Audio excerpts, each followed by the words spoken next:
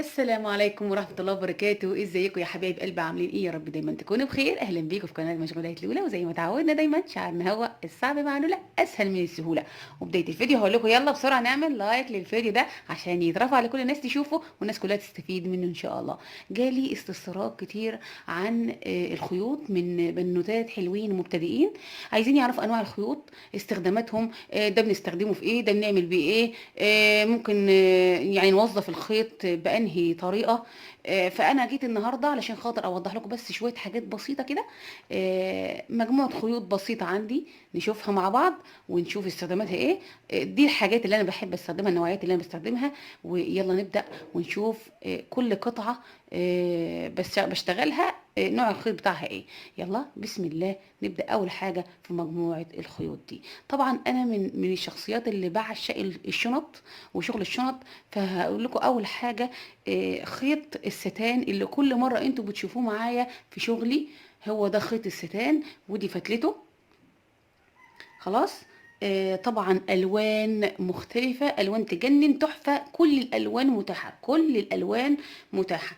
هوريكم انا اشتغلت ايه مثلا بالستان. طبعا دي شنطه انا اشتغلتها قريب جدا في القناه، صح؟ وكلكم شفتوها معايا، موجود لها فيديو مخصوص. وده الشغل بتاعه بيكون مشدود على فكرة، ما بيكونش مرخي ولا حاجة. تمام. طبعا انتوا هتشوفوا تتبعوا التعليمات وتمشوا ورا كل حاجة انا بقولها في الفيديوهات بتاعتي. ده بالنسبة لأول حاجة في الشنط، دي أول حاجة.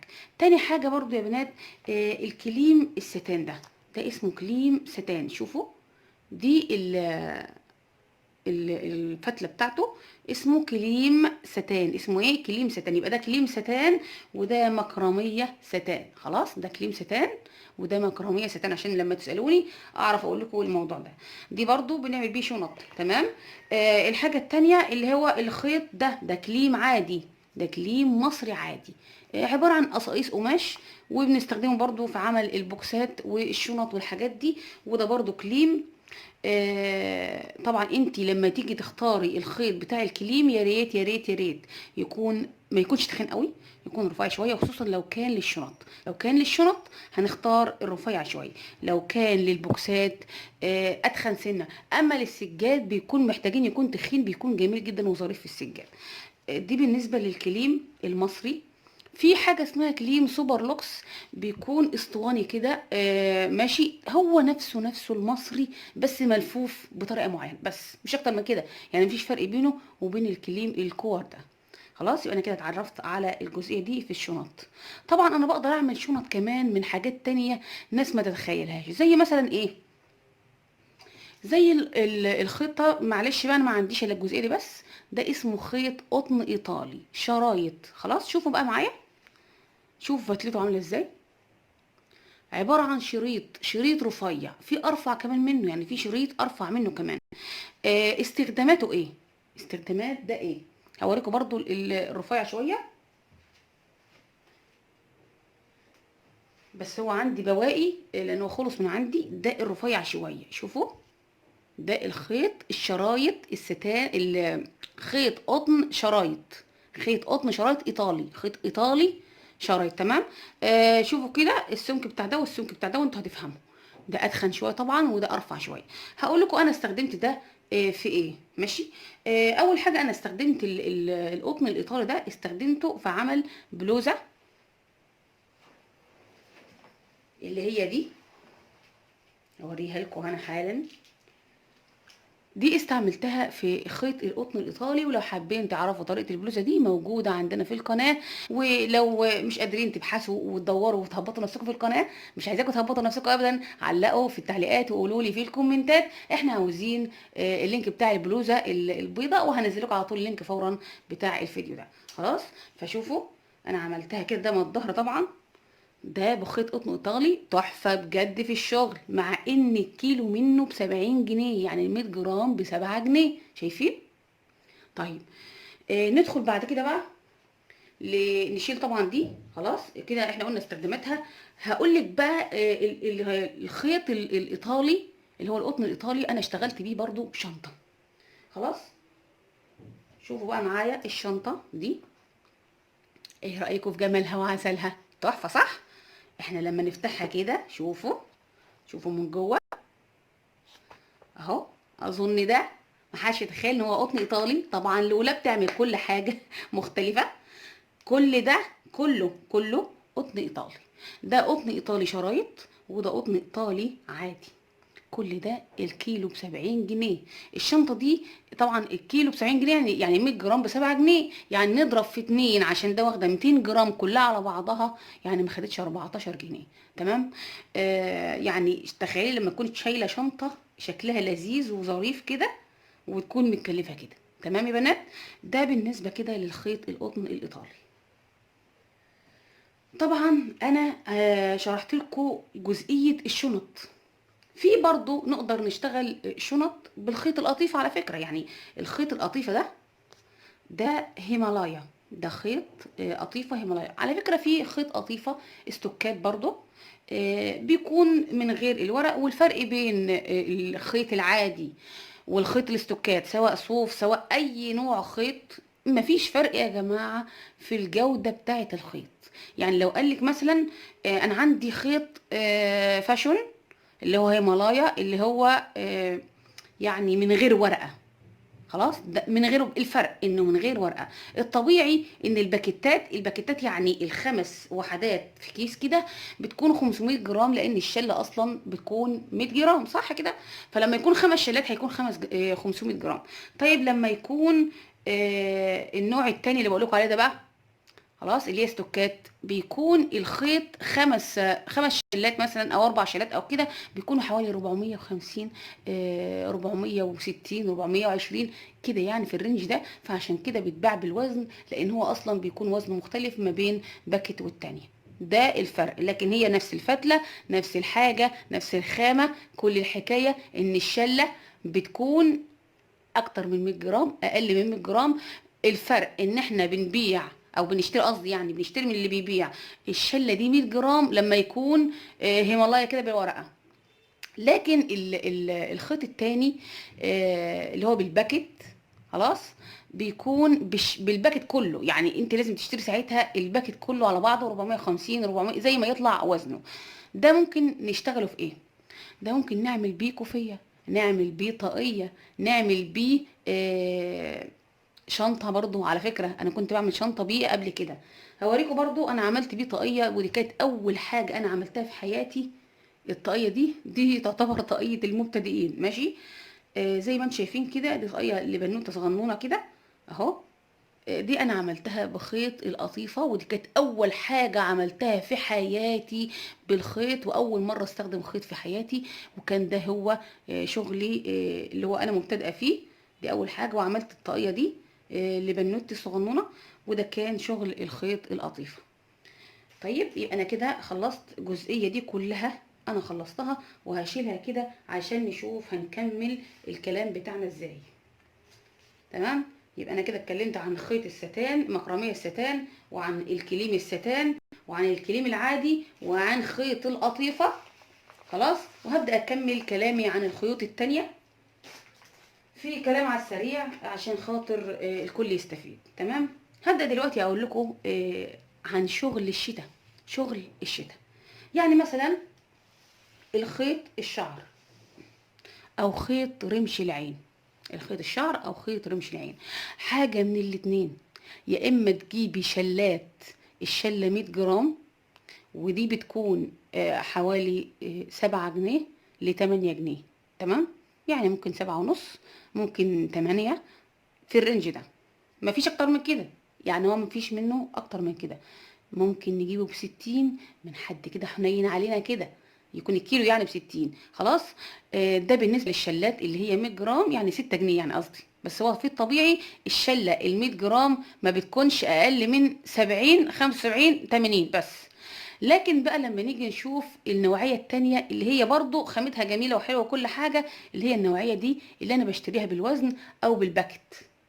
بالوزن او ايه او بالباكت. عباره عن ايه بقى؟ انا بقول يا اما تجيب لي باكت خيط رمش العين، وزي ما تيجي وزنه كيلو 2 كيلو كيلو ونص زي ما يجي. فانا باخد الباك اللي هي الكونه على بعضها. الكونه بتكون لفه كده، اسطوانيه كده طويله، هي دي الكونه اللي انا بتكلم عنها. ودي ساعتها انا بشتري بالميزان خلاص.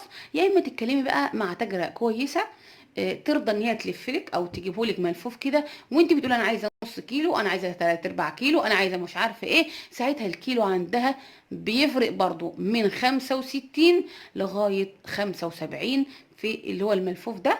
خلاص كده 75 جنيه الكيلو، تمام. ده بيكون الخيط، نشوف بقى بدايته. دي الفتله بتاعته زي ما انتم شايفين كده، دي فتلة خيط رمش العين او خيط الشعر، تمام. انا بستخدم ايه في الخيط ده؟ بستخدمه في ايه؟ بعمل بعمل منه جواكت، بعمل منه كوفية، بعمل منه شنطة صغننة، عشان تعرفوا ان انا بعشق الشنط، يعني بحب الشنط. فممكن اشتغل يا رب لو خيط ايه انا هشتغل بيه شنطة. هوريكم كده شنطة. طبعا خيط رمش العين الاول الوانه بقى خرافه، وكلها الوان صريحه، يعني الوان مبهجه.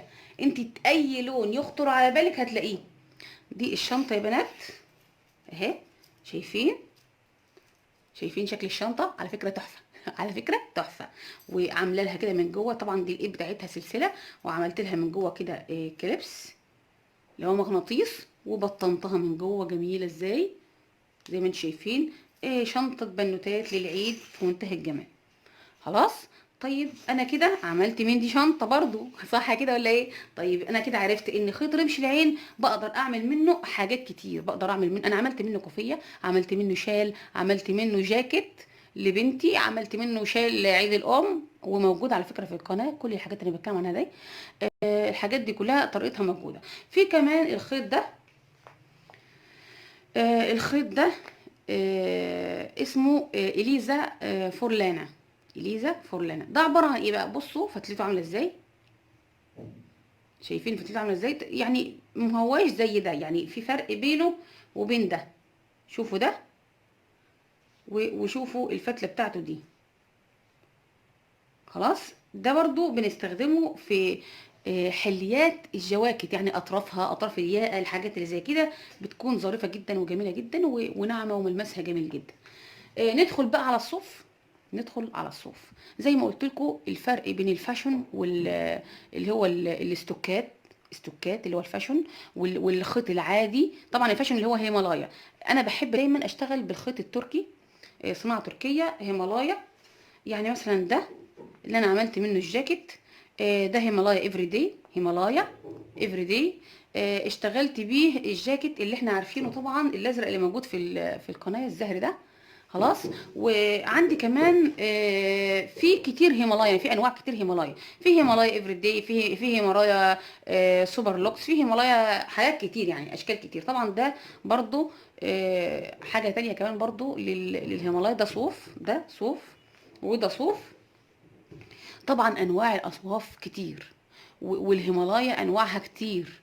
تفرق في سماكه الخيط. يعني الهيمالايا تقولي مثلا دي فتلته رفيعه، شايفين؟ سوبر لوكس فتلته من 3 ل 3 ونص.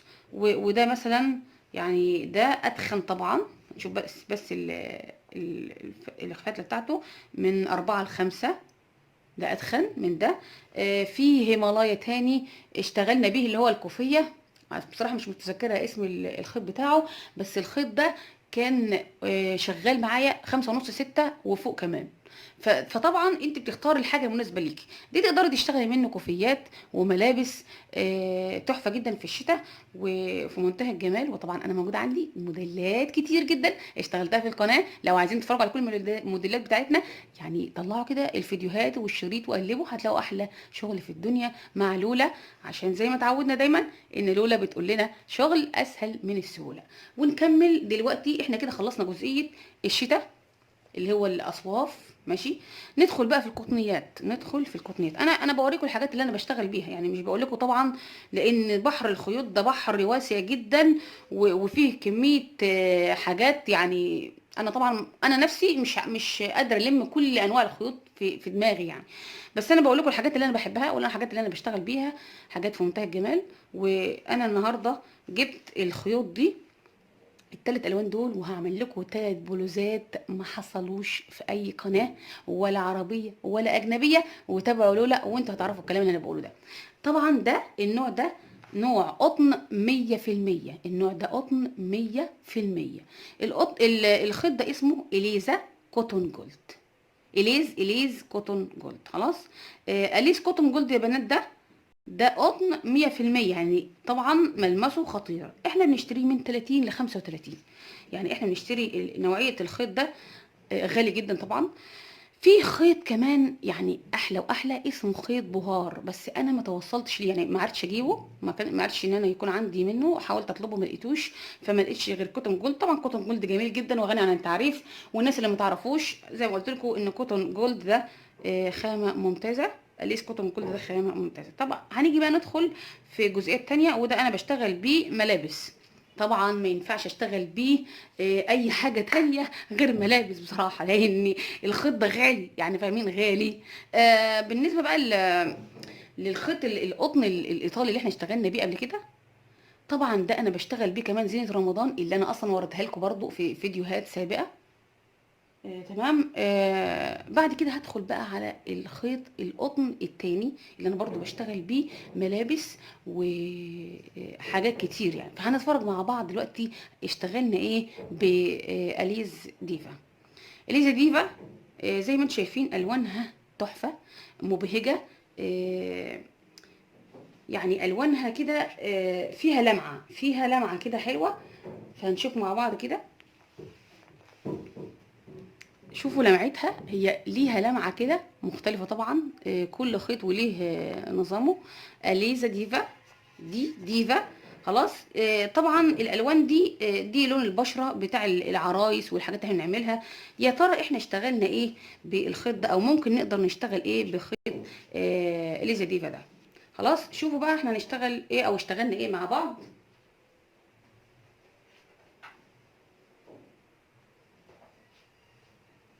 انا اشتغلت الكارديجان ده، وطبعا انا اشتغلته اطفال وكبير، يعني انا اشتغلته مقاسين توينز الام وبنتها.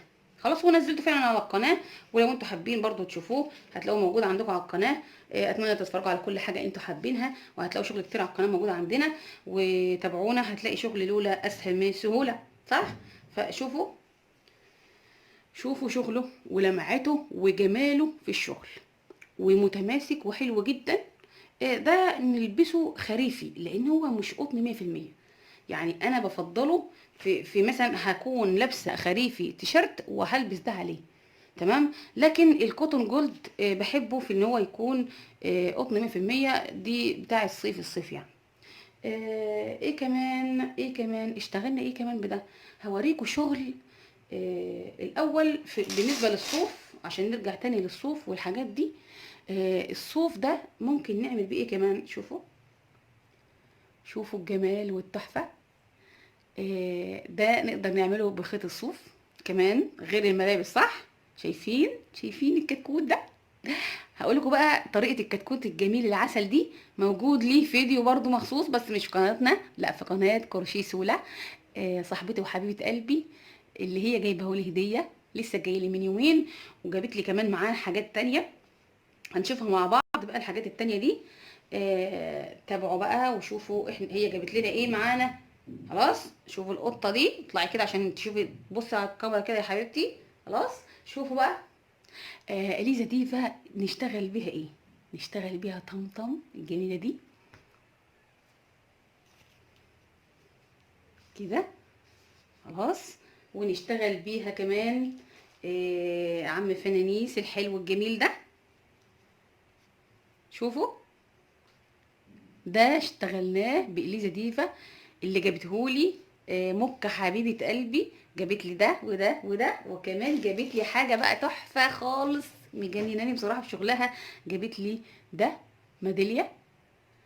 شوفوا تفاصيله، شوفوا تفاصيله معايا. بصراحة أنا كنت مبسوطة جدا، والجاكيت بتاعه بقى والعمة والحاجات اللي هي عاملاها لي، عاملة لي تفاصيل رهيبة بصراحة. وشوفوا عيونه يعني بصراحة أنا يعني مش قادرة أوصف لكم جمال شغلها. ما شاء الله عليها. قناة كروشيه سولا بتعمل حاجات تحفه، مبدعه مبدعه يا بنات. وهنزل لكم ان شاء الله اكيد يعني في صندوق الوصف اللينك بتاعها. شايفين اهو بيضحك لكم اهو، وبيقول لكم رمضان كريم عليكم، كل سنه وانتم طيبين، رمضان على الابواب، رمضان كريم. شايفين؟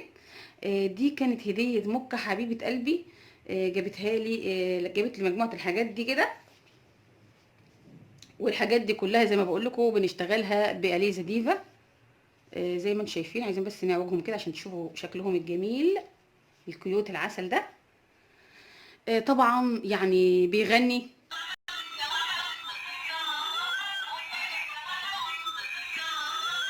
زي ما انتم شايفين كده، بيغني وينور طبعا اهو.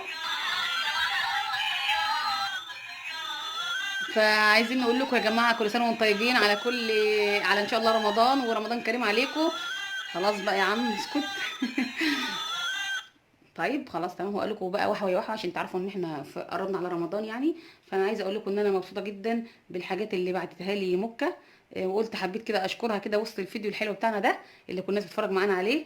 وكده انا قلت لكم مجموعه وجزء بسيط من الخيوط، ولو عندكم اي استفسار لاي حاجه، انواع حاجه تانية، استخدامات حاجه تانية، انا دايما موجوده معاكم وهساعدكم في اي حاجه. واتمنى دايما دايما دايما شغلي يعجبكم، حاجاتي تعجبكم، وتعملوا لي لايكات. ما تنسوش تعملوا لايكات يا حبايب قلبي، ماشي؟ لايك جميل كده حلو منكم، وكومنتات عسل، شجعوني شجعوني، ماشي؟ وما تنسوش ان دايما لولا شغلها اسهل من السهوله، لان شعارنا دايما الصعب مع لولا اسهل من السهوله. ودايما معانا كل جديد وكل مفيد. وطبعا قناه لولا مشغولاتها هي الاولى، صح ولا ايه؟ انتظروني دايما في كل حاجه جديده، وطلباتكم اوامر يا حبايبي. اي حاجه انتم محتاجينها، اي طريقه انتم محتاجينها، اكتبوا لي بس في الكومنتات، او ادخلوا جروب التبادل وقولوا لي على اي طلبات ليكم، او اي حاجه انتوا عايزينها تتنفذ في القناه، واحنا ننفذها فورا ليكم. وهقول لكم دلوقتي الى اللقاء يا حبايبي. اشوفكم ان شاء الله قريب جدا في فيديو جديد وشغل جديد. وانتظروني دايما، ما تروحوش كده ولا كده، دايما خليكم معايا لولا. وهقول لكم دلوقتي السلام عليكم ورحمه الله وبركاته. باي باي يا بنات.